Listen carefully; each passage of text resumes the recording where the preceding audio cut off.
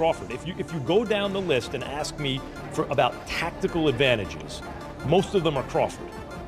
What Canelo has is size, and as a result, physical strength and punching power. And a neck as wide as Broadway, for crying out loud. Right. The thing that I don't like about Canelo is that it's like almost every shot has to be a power shot. It's a power shot, yes. They both hit hard. Because and you can see the strength. You know, when I was fighting against Crawford, I didn't think Crawford was that strong, but when he kind of moved me around a little bit, he is very strong as well. So look, yeah, but why does he need to give that much away? He's pound for pound #1 in the world. Why does he have to go up and fight Canelo? Max Kellerman and Stephen A. Smith break down Canelo Alvarez versus Terence Crawford. Stephen A. predicts Crawford edges it by decision, but warns the risk is real.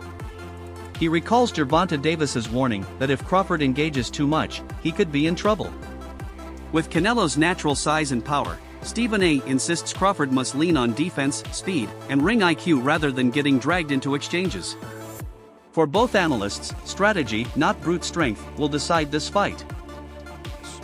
And a neck as wide as Broadway, for crying out loud. Right. The thing that I don't like about Canelo is that it's like almost every shot has to be a power shot. It's a power shot, yes. And that's not beating Crawford. I will confess, I think Gervonta Davis's trainer, Cal, I think he said this. He said Crawford could find himself in trouble, and I'm not sure it was him, but I think it was him.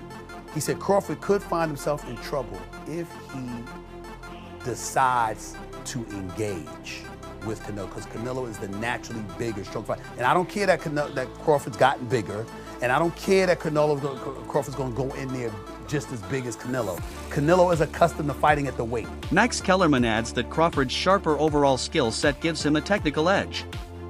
Still, Canelo's granite chin and naturally larger frame remain serious advantages in exchanges.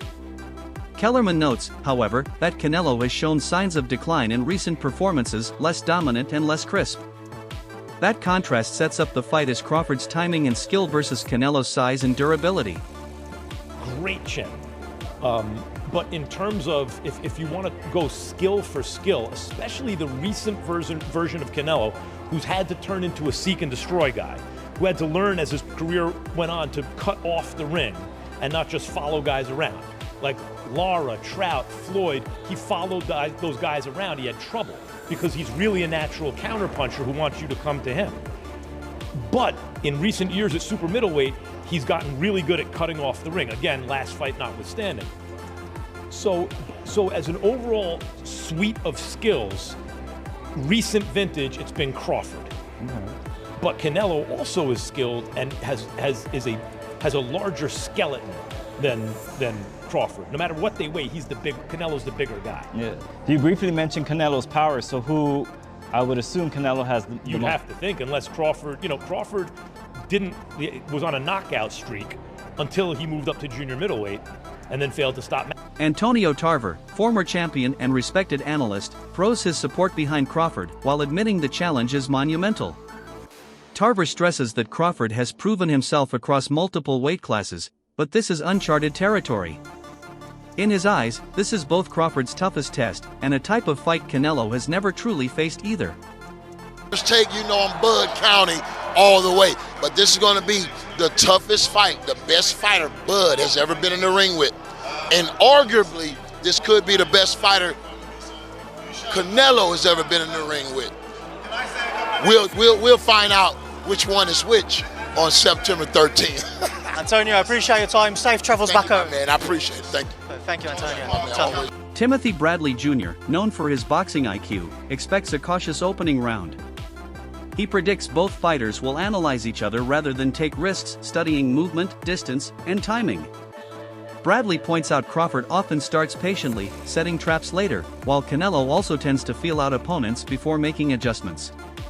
For Bradley, round 1 will be tactical chess, not fireworks. Also feel his punching power as well.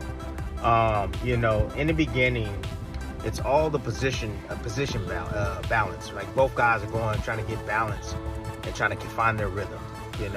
Understanding their distance to where they can punch and at the same time avoid getting hit. You know, it takes Crawford a little bit more time than I would say Canelo to get right to it. Canelo, although I would say he is a prolific counterpuncher, fantastic counterpuncher, you know, he tends to find his spots a lot quicker.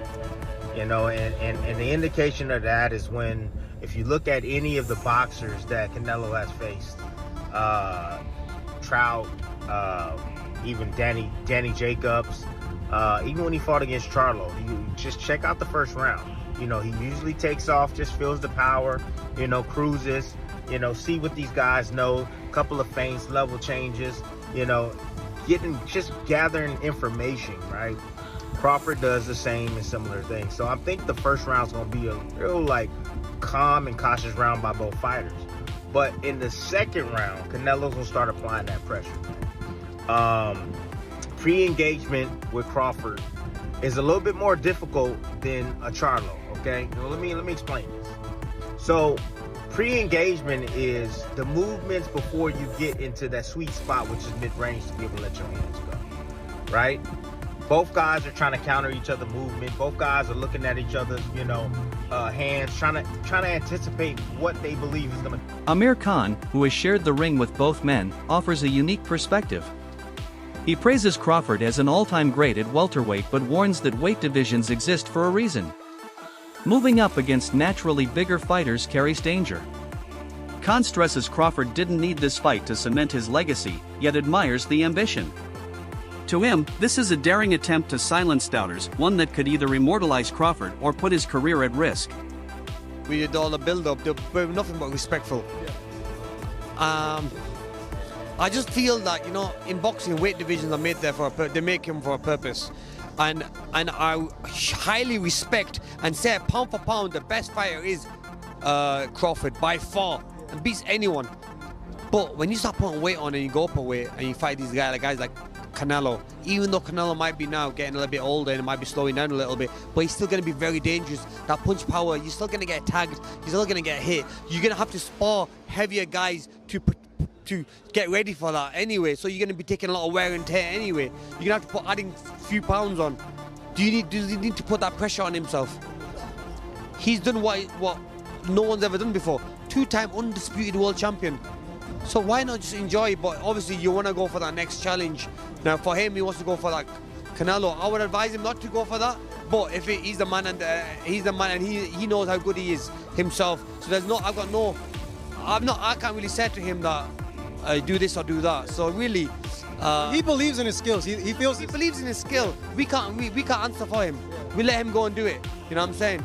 And we all might be wrong. He might be even stronger than Canelo. He might pack the weight on well, that he might do really well in there. So look, you fought them both. Like, what are the differences between them? Obviously, it's weight. Canelo's strong and he's easily hit. Very easily hit, very easily. Compared to when I fought against Crawford, I couldn't even hit clean. Yeah. So really, that's the difference. And they both hit hard because. And you can see the strength. You know, when I was fighting against Crawford, I didn't think Crawford was that strong, but when he kind of moved me around a little bit, he is very strong as well. So look, yeah, but why does he need to give that much away? He's pound for pound #1 in the world. Why does he have to go for? Promoter Tom Loeffler views the matchup through a business lens. He calls it a clash of empires. Canelo, the long-standing face of boxing, versus Crawford, the pound-for-pound king rising fast. Both command massive global fan bases, making this fight a rare spectacle. For Loeffler, the hype is justified, two all-time greats agreeing to fight despite weight differences and legacy risks. Bigger than that, and you know, you got to give credit to both guys. They're both very confident. They both have very passionate fan bases. You know, Callum, you know, having fought in Dublin, packed the arena out there, the 3 Arena, having fought at Madison Square Garden 3 times, fought in Boston, and then Fernando Jr., you know, from one of the biggest boxing named families, you know, in the history of boxing. He's going to bring out a huge fan base. So it's a really exciting addition to, you know, such a big show that it like I said, doesn't get any bigger than that for sure. I agree. I think that you, along with me, have seen some of these criticisms of the undercard. But really, when you look at it, I mean, we both know Callum Walsh so well. The personality and the authenticity that he brings to the sport is just so sincere. He's so real, being from Ireland, coming overseas to train and dedicate his life to this craft.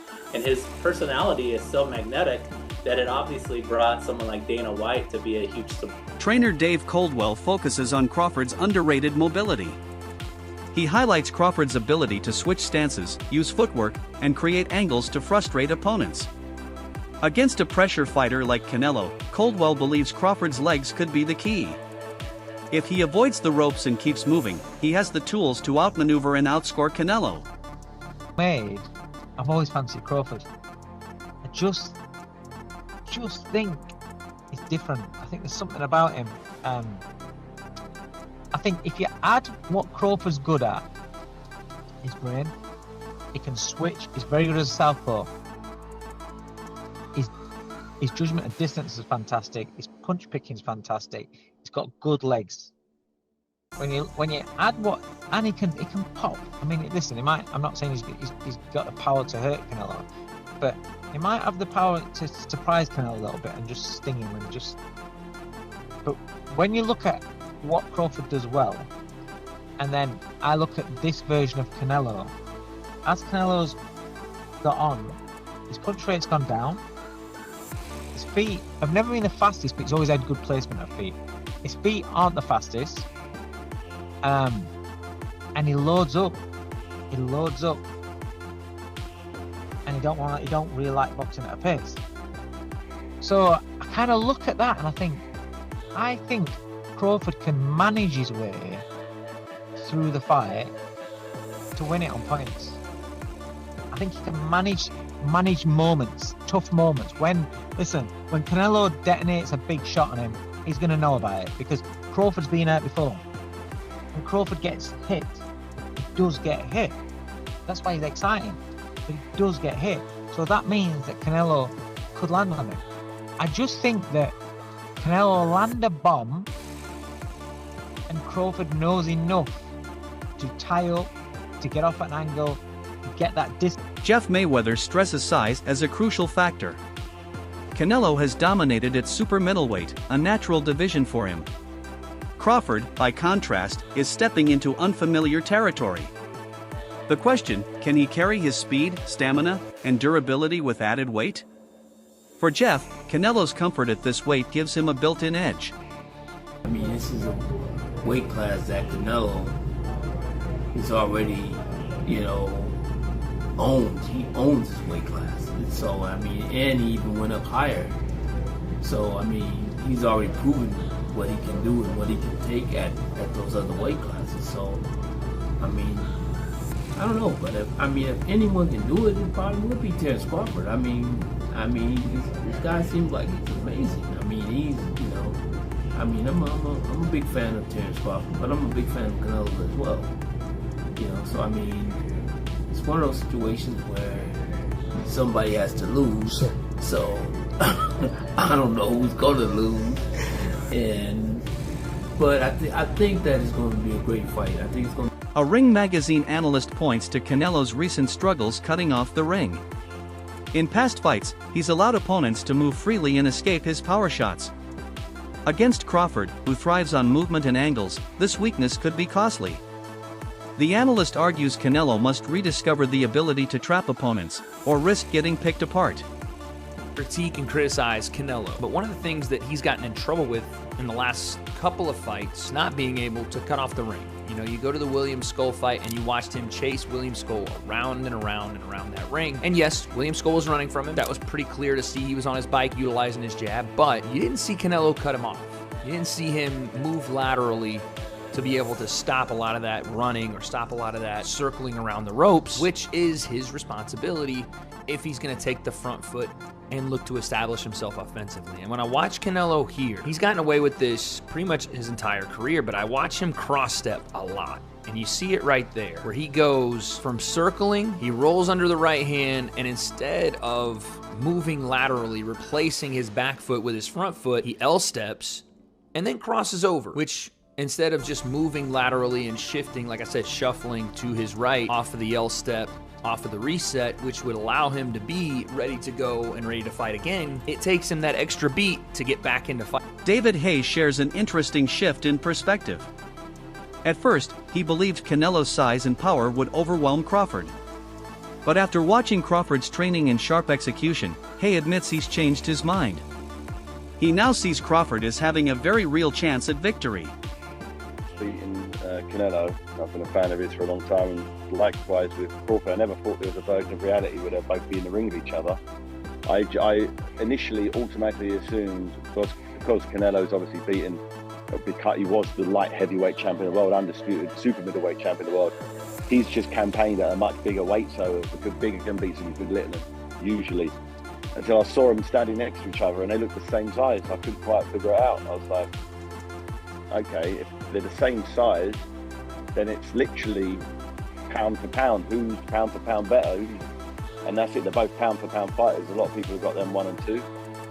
And I favoured Canelo starting off, but over time, I'm starting to think, once again, Crawford is one of those guys where he reminds me of kind of Andre Ward a little bit, the mindset, and he wouldn't put himself in a position if he didn't know for sure he had enough firepower to deal with someone of Canelo's stature and Canelo's history.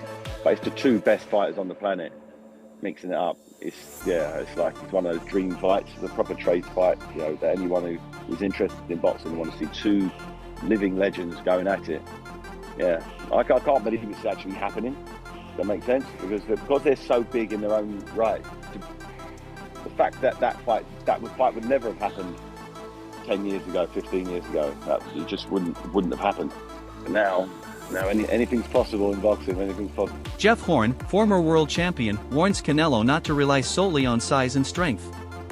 He believes Crawford's defensive mastery, rolling punches, anticipating shots, avoiding clean hits, could neutralize Canelo's power. If Alvarez can't land clean, his size advantage becomes less meaningful. Horn sees Crawford's defense and counters as the potential difference maker. Finally, one veteran fighter sums it up: after years of studying Crawford, he simply cannot bet against him. He praises Crawford's mental toughness, consistency, and ability to rise in big moments. In his view, Crawford already belongs among the sport's greatest, and this fight is just another chance to prove it. Me analyzing and watching Crawford over all these years, I just cannot bet against dude, bro. No, you can't. I'm going to roll with Crawford, and shout out to Nebraska, and that's just what it is. I'm so glad you're here, big I'm going to go ahead and put my bread down on Crawford, and I'm going to live with the results. You were a DB, right? I played wide receiver, kick return, punt return. Oh, I thought. Why did I think you was a DB? No. Even being a wide receiver, you fit the bill of a Terence Crawford. If Terence was a football player, he more than likely would be a DB or a wide receiver. Yeah. How much weight did you put on? That's it for today's video. Stay tuned for more updates. Until next time.